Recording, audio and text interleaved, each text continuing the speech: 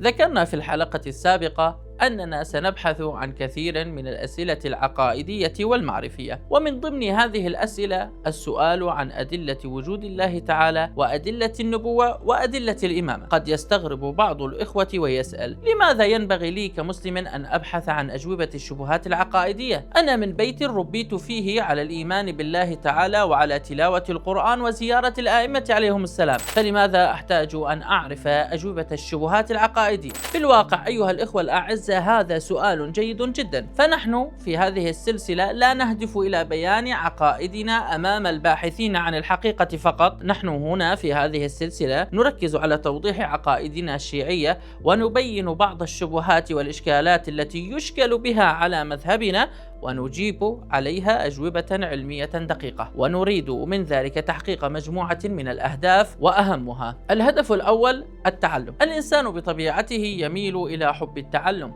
والناس بطبيعتهم يحترمون المتعلم والمثقف، لأنهم يجدون أن العلم من الصفات الحسنة والإيجابية في الإنسان. من جهة أخرى، الله تعالى دفعنا إلى التعلم وبين لنا أن أصحاب العلم أعلى شأنا عنده من الأقل علما. قال تعالى: بسم الله الرحمن الرحيم: يرفع الله الذين آمنوا منكم والذين أوتوا العلم درجات.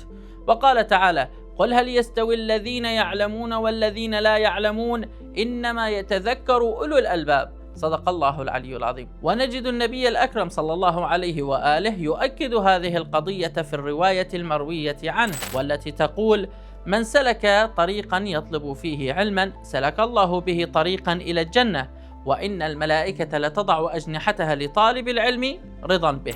الهدف الثاني أيها الإخوة الأعزة أن الإنسان، وكما أشرنا في الحلقة السابقة، يمر بحالات من التردد والشك، تأتي عليه بعض الأفكار التي تتنافى مع الثوابت الدينية، فيشعر بعدم الاقتناع وبحالة من الشك والوسوسة، بل وقد يمر الإنسان المؤمن بهذه الحالة نتيجة متابعته لبعض الصفحات التي تثير الإشكالات والشبهات على الدين الإسلامي ككل، أو على المذهب الشيعي بشكل خاص. هنا لا بد للإنسان المؤمن أن يسعى ليخرج من هذه الحالة، ويسعى لبناء عقيدته على أرض صلبة متماسكة، فمهما ضربتها الرياح التشكيكات والشبهات بقيت صامدة ومطمئنة ومستقرة. وهنا يتضح خطر عدم التثبت في عقائد الدين وعدم البحث عن جواب لهذه الإشكالات، فإن المؤمن حينئذ سيكون كمن بنى بيته على سطح رملي غير مستقر. عند أول عاصفة